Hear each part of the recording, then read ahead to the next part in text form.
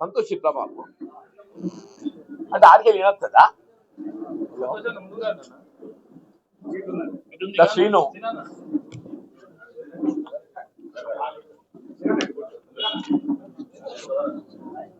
ఇప్పుడు ఈ జగిత్యాల పట్టణానికి సంబంధించినటువంటి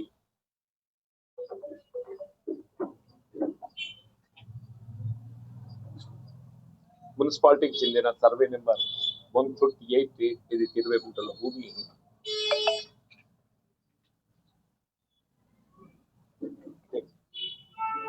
ఇది ఆక్రమణ గురైందని చెప్పినటువంటి ఒక భావనతో ఆక్రమణకు అని అంటే అప్పుడు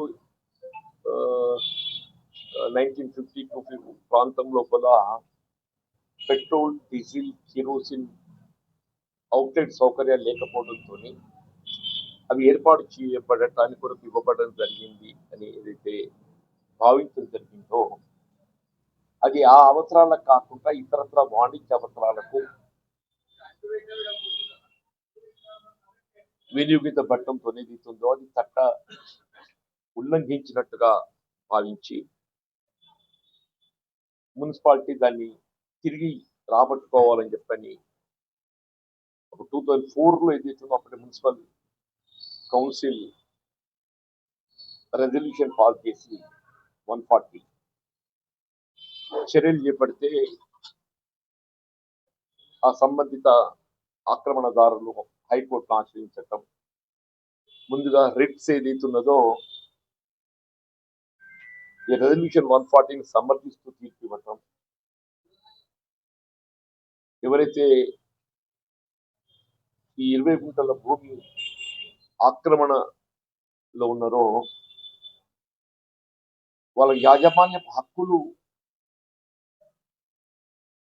వాటిని ఎస్టాబ్లిష్ చేసుకోవాలని చెప్పి సూచించారు. రిట్ అప్పీల్లో కూడా కేవలం ఏదైతుందో ఆ రెజల్యూషన్ 140 రద్దు చేస్తూ యాజమాన్య హక్కులను మాత్రం ధృవీకరించారు.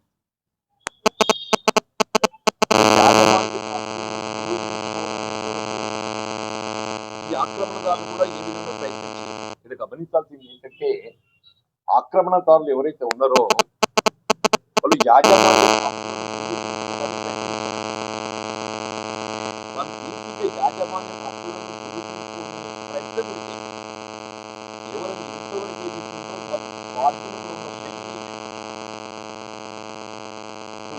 చేయకుండా కోర్టు నుండి రక్షణ పొందే ప్రక్రియ చేసిన తప్ప యాజమాన్య హక్కులు నిరూపించిన ప్రయత్నం అంటే దాన్ని బట్టి తేలింది ఏంటంటే వాళ్ళు యాజమాన్య హక్కులు కలిగి లేరు.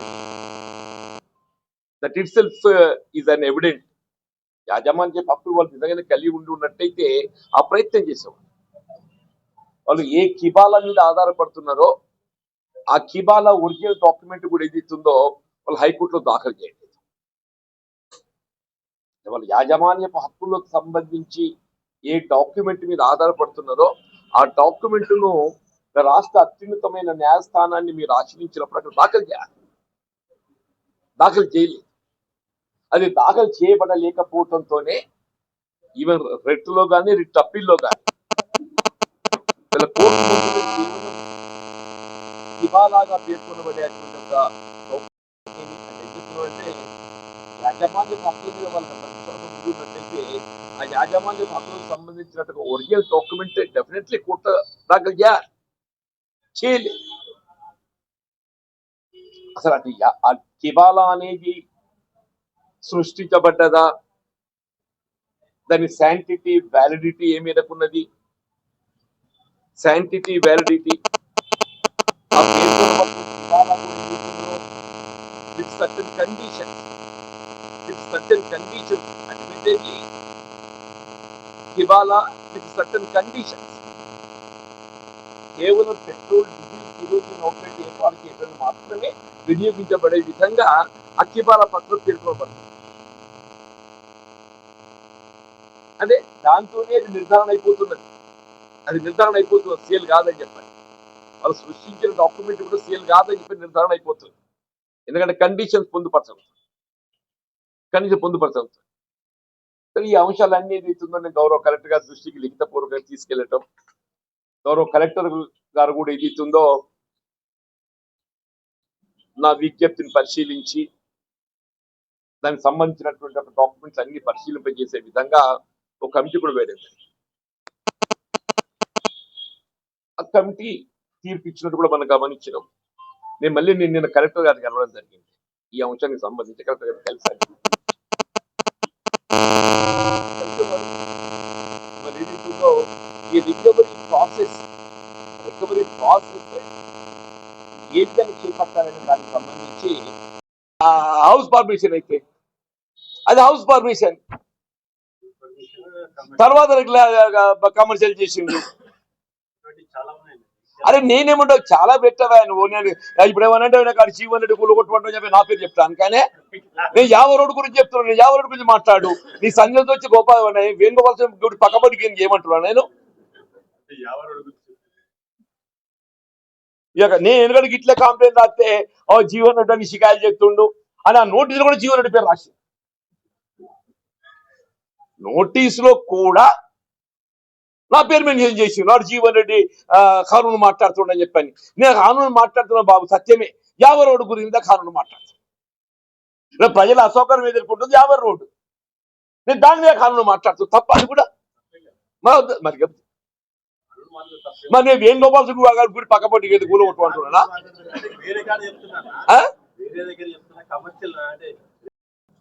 నేను 1994 లో అమలు చేసినప్పుడు 60కి అమలు చేసిన. Your right. 1994 లో నేను అమలు చేసినప్పుడు 60కి అమలు చేసిన. నేను వాస్తవం చెప్పంటాను నేను దాన్ని. కానీ ఇది ఇప్పుడు అధికారులు ఏం చెప్తున్నారంటే అది 80 ఉందని చెప్పంట.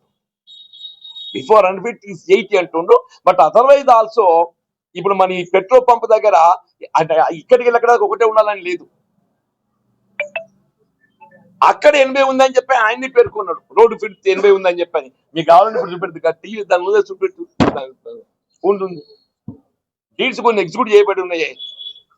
అక్కడ రోడ్ ఫిట్ 80 ఉందని ఉన్నది. రోడ్ ఫిట్ 80 అంటే అటున్నల్ ఫీట్ 40 ఉండాలి కదండి. అటున్నల్ ఫీట్ 40 ఉండాలంటే 40+10 ఉండాలి కదా. 40+10 ఉండాలి కదా. అక్కడ admittedly it is 80 feet. Admittedly by the owners it is 80 feet. 80 అంటే అటు 40 ఇటు 40. 40 అంటే 40 ప్లస్ దట్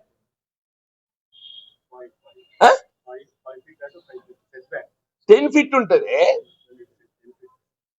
రోడ్ సైడ్ 10 వస్తుంది. సైడ్స్ కు 5 వస్తుంది నాకు తెలిసి. రోడ్ సైడ్ 10 వస్తుంది నాకు మరి.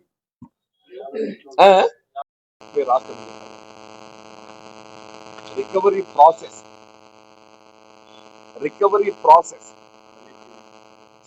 ఎగ్జాక్ట్. దాన్ని ఏ విధంగా తిరిగి స్వాధీనం చేసుకోవాలి దాని అంశం పరిశీలించడానికి లీగల్ ఒపీనియన్ కొరకు మేము నివేదించినాము. We are awaiting for the legal opinion చెప్పని వారు పేర్కొన్నారు. ఈ మధ్య ఏదైతుందో జాప్యం అవుతుంది, అదవుతుంది, ఇదవుతుంది చెప్పని అడుగుతుంది కదా. దానికి తోడు ఇంకొక రిప్రజెంటేషన్ అదనం కూడా ఇవ్వడం కలెక్టర్ గారు. ఒకటి దీన్ని చేజెక్కించుకోవడం, తిరిగి స్వాధీనం చేసుకోవడం. రెండోది ఏదైతున్నదో ఇప్పుడు 2008లో డివిజన్ బెంచ్ ఇచ్చిన తీర్పుకు అనుగుణంగా ఆక్రమణదారులు ఎవరైతే ఈ భూమి స్వాధీనంలో పేర్కొనబడుతుందో వాళ్ళు యాజమాన్య హక్కులు ఎన్ని కూడా ధృవీకరించబడి నార్మల్గా for any construction municipality for getting permission one need ownership. యాజమాన్య హక్కులు కలిగి ఉన్నవాడి మాత్రమే మున్సిపాలిటీ గ్రామ పంచాయతీ నిర్మాణానికి అనుమతి ఇవ్వడం జరుగుతుంది. ఇలా డివిజన్ బెంచ్ తీర్పుకు అనుగుణంగా కూడా వాళ్ళు ఏ డివిజన్ బెంచ్ తీర్పుపై ఆధారపడుతున్నారో ఆ డివిజన్ బెంచ్ తీర్పులో కూడా యాజమాన్య హక్కులు ధృవీకరించబడలేదు. వీళ్ళు పోయినప్పుడే ఈ పెద్దిరాజం గౌడ్, లక్ష్మణ్ గౌడ్, గంగాధర్ గౌడ్ వీళ్ళు కొద్దిమంది ఏదైతున్నదో మేము మున్సిపాలిటీకి నిర్మాణపు అనుమతుల కొరకు అప్లై చేసిన, మాకు నిర్మాణ అనుమతులు ఇవ్వబడలేదు, మాకు నిర్మాణపు అనుమతులు కల్పించండి అని కోర్టు పెట్టి, అది writ petition number 18298 of 2005.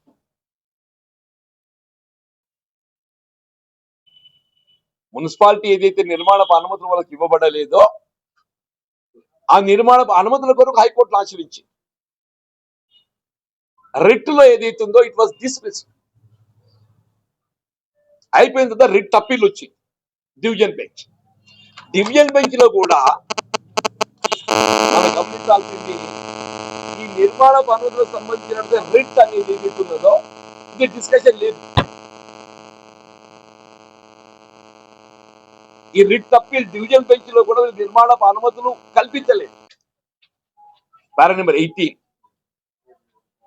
Accordingly, the common judgment of the Lord Single Judge in Swofford, writ petition number 1623 and 2604 2005 is set aside. దాన్ని రద్దు చేసినామనండి, దాన్ని తొలగించామనండి. దేని తొలగించమన్నాడు? రిట్ పిటిషన్ నెంబర్ 1623 మరియు రిట్ పిటిషన్ నెంబర్ 2604. అందులో ఏదైతే ఉందో ఈ రిట్ పిటిషన్ 18298 మీద కామెంట్స్ లేదు, దయచేసి గమనించండి. That was limited only for these two writs.